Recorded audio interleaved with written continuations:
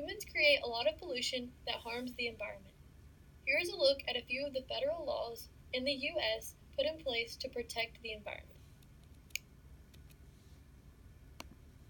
The Environmental Protection Agency, commonly referred to as the EPA, was formed in 1970. Its main objectives are to protect the environment from public and private harms, monitor the environment, conduct research, and work with state and local governments to create pollution control policies. The EPA wants to make sure that Americans have clean air, land, and water.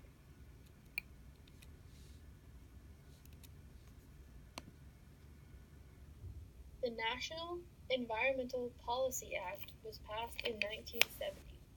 It was created to make sure the government considers the environment before it takes action. This is commonly used when building airports, military complexes, and other buildings.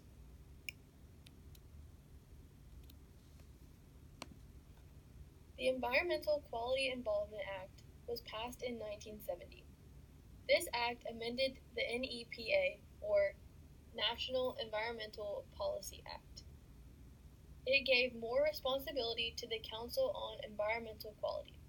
This council has cabinet status. Finally, this act focused on preventing and controlling pollution, water and land resources, and transportation.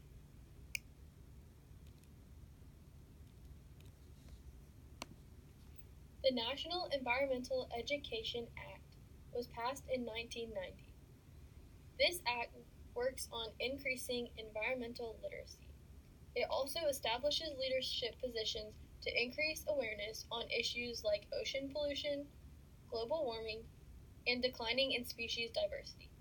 These issues threaten human health on a global scale. This act also provides resources to local educational institutions and not-for-profit organizations to support and improve awareness of environmental problems.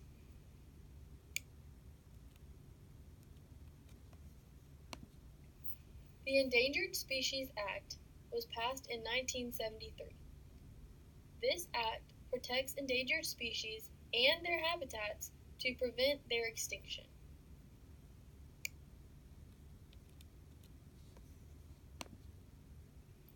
The Resource Conservation and Recovery Act, or RCRA, was passed in 1976. This act gives the EPA the authority to control hazardous waste. This authority includes overseeing the generation, transportation, treatment, storage, and disposal of hazardous waste materials. Hazardous waste materials are more common than you might think. Some examples of hazardous waste that can be recycled are electric lamps, batteries, consumer electronics, pharmaceuticals, pesticides, used motor oil, photo processing chemicals, and antifreeze.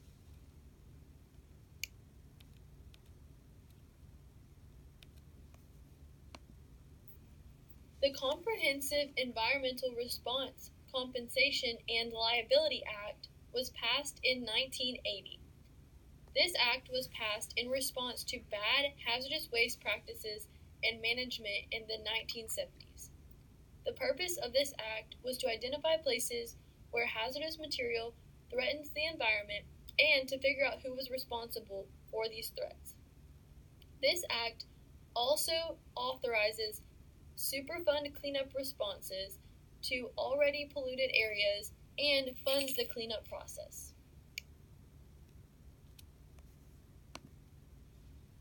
The Clean Air Act, or CAA, was passed in 1970. This act regulates air emissions from stationary and mobile sources. This act also authorizes the EPA to establish national ambient air quality standards to protect public health and public welfare and to regulate emissions of hazardous pollutants.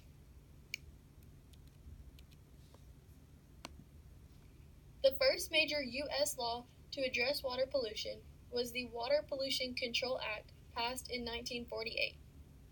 This act spread awareness for water pollution, which led to amendments in 1792.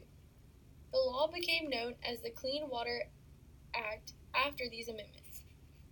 This act gave the EPA more authority to implement programs for things like pollution control. This act also set water quality standards.